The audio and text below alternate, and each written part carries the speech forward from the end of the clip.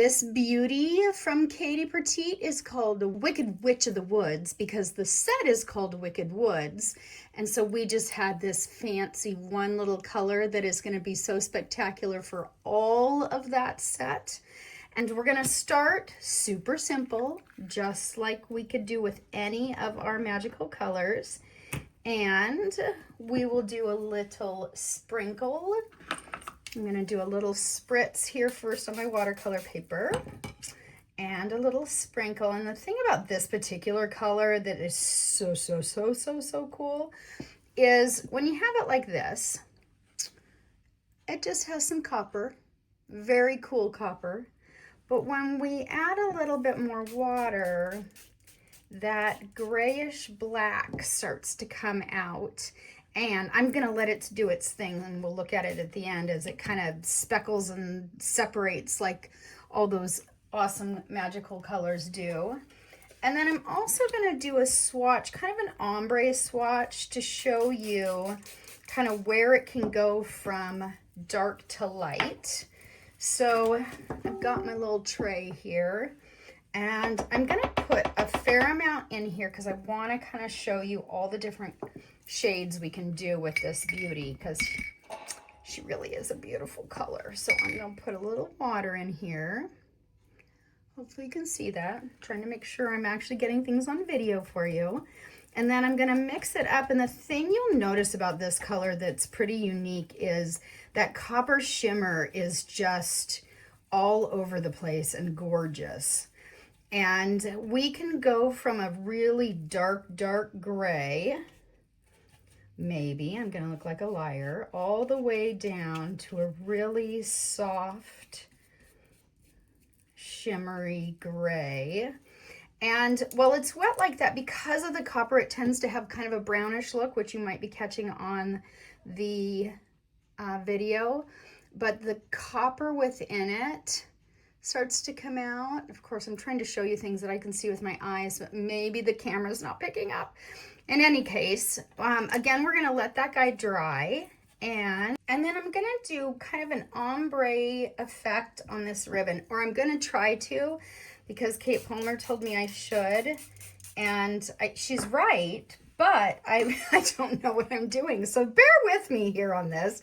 I'm again gonna take just what I've got over here in this little palette that I mixed up, and I sprinkled this ribbon with some water, and I wanted to do kind of an ombre on it, which of course now I'm running out of some water. We'll spritz it a little bit more there so that you can kind of see what it looks like on the ribbon. And I think because I want to experiment a little bit just to show you how much we can do with these guys, I'm going to sprinkle a little bit of this along the bottom and maybe give it a little spritz so that it can get a little speckle look along with the ombre. And then let's do some stenciling. I think I'm gonna use this regular soft gloss, semi-gloss gel from Golden. It's just a regular gel. I'm reading it again just to make sure I told you the right thing. So I will scrapey over here. And I'm only gonna do half because you're gonna be along with the experiment again. I'm gonna see if because in my wanting to get everything done as easily and quickly and maybe in one fell swoop, I am going to attempt to do this side clear. And then I'm gonna take my little palette guy here again. Maybe you can see it, yeah, there. And then I am going to do the other side with mixed Wicked Witch of the Woods and mix her all up so that I've got a solid and a kind of a sprinkled. Though one of the things, let me show you here, as I'm mixing the gloss, the paste, gel, whatever it is, you can see maybe if my thing stops wiggling and I don't get stuff on the light. Oy, oy, oy. In any case, maybe you can see as it As I mix it, you get those little speckly speckles in there, which I could totally just leave and put on there. And that actually transfers as it dries. So I'm gonna do a little of that. Then I'm gonna mix some more so it's more of a solid color and do that on the bottom. Just so you know what I'm doing here. So this is the kind of sprinkly one. Hopefully this works out and I don't make just one big massive mess. And I should have probably stopped a little earlier as I was doing that because, you know, I'm doing these ideas on the fly. So I didn't quite catch the sprinkly striation technique quite as well. But here is the solid Wicked Witch of the Woods on here.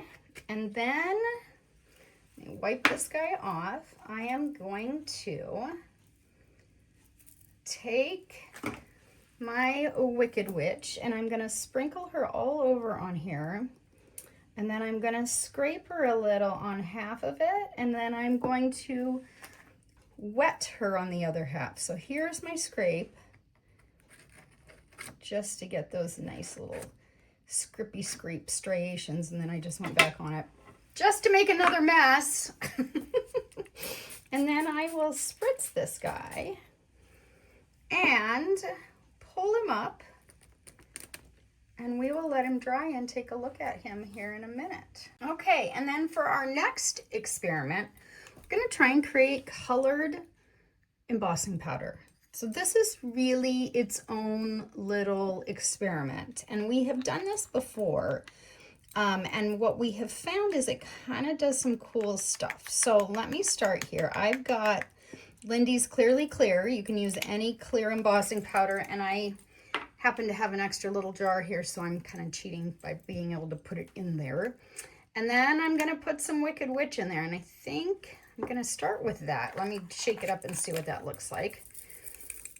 And obviously the copper is going to really show through, but I want some of the dye because it kind of reacts differently when you heat it. So I'm going to add just a little bit more just to make sure I can get some of that. Hopefully our experiment will work.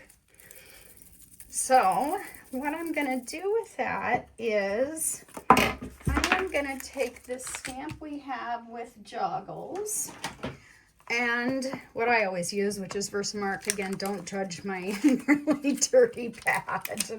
So because we're doing this as an experiment, I just put that stamp on this clear guy here just to help me mount it. I was going to put it on my hand, but then realized it was a little too wonky for my hand. So, and this is again just my watercolor pad. You don't obviously need watercolor paper for embossing. So it's just what I happen to have. So we got the Versamark on there, and then I am going to sprinkle the embossing powder I made onto that sheet. And then I am going to heat it.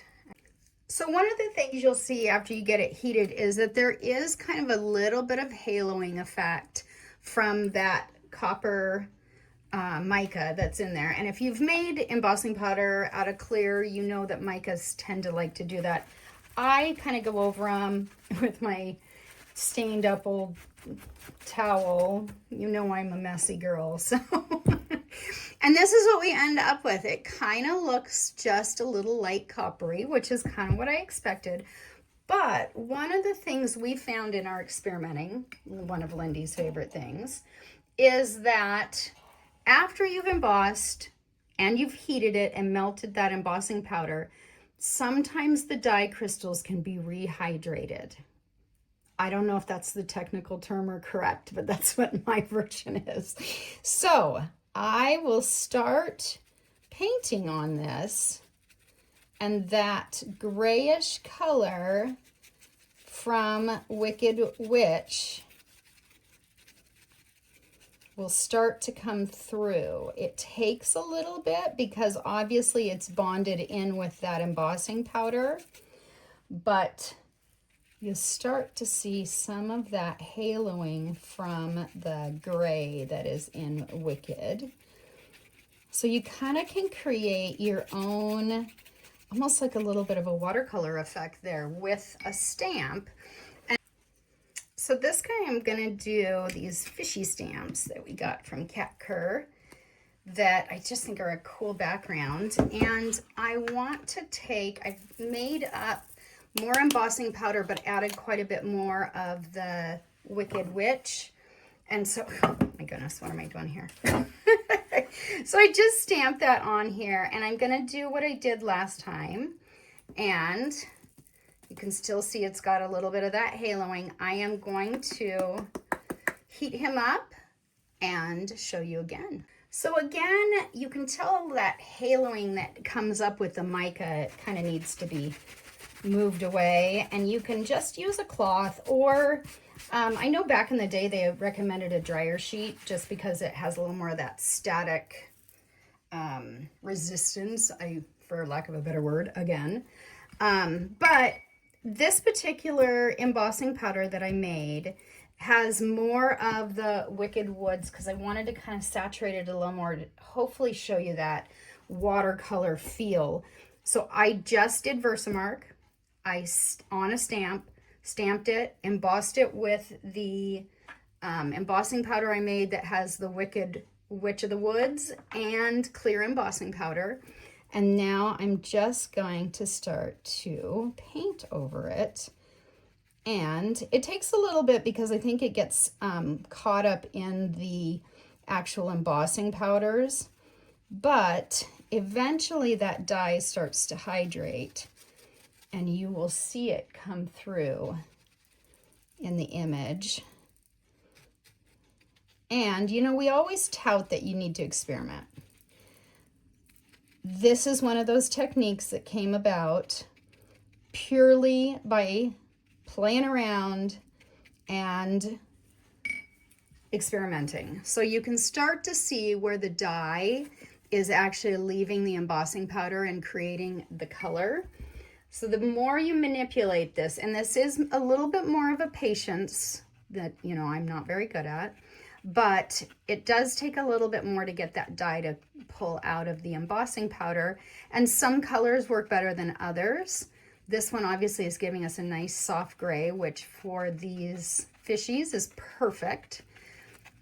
And I'm just gonna kind of let it bloom and do its thing. I'm gonna spritz it, I think, a little bit with some extra water, just to kind of see what happens over time. So we'll come back to this guy. What to do with one color. You can go from sprinkling. There she is, Wicked Witch. To not quite dry, but kind of an ombre painting, if Tracey was better at ombre painting. And then a really dark version. And what I think the camera's capturing the most, which is super great, is that copper. Isn't that the coolest thing ever? And it varies. Obviously, this was my oversaturated one, so I'd used quite a bit of the magical powder to get this deeper, almost black.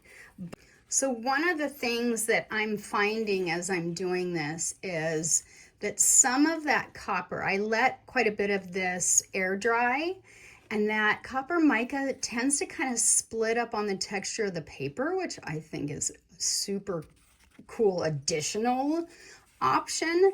But you can see it just, that copper and that gray together are so spectacular and so unique that I think we didn't need any other colors for Wicked Woods, because this guy is going to be your go-to for everything. So in looking at our gels, you can see here I didn't quite get the striation taken care of quick enough and should have stopped earlier, but you can see a little of the striping in that one. These are a little more solid color, and that this is again Wicked Witch of the Woods, and she comes out kind of almost a deep gray purple when you mix it in with some of the paste. So there's a little change in the colors as with different mediums. Again, you'll have to experiment. And then I just love these speckly ones. And even when you go and pull the speckles across and you get that little striation there on your stencil, So back to our embossing powder experiment. Remember that we did this one pretty light with the amount of Wicked Witch we put in the clear embossing powder. And so you get a lot softer copper where those, and this was obviously a solid stamp.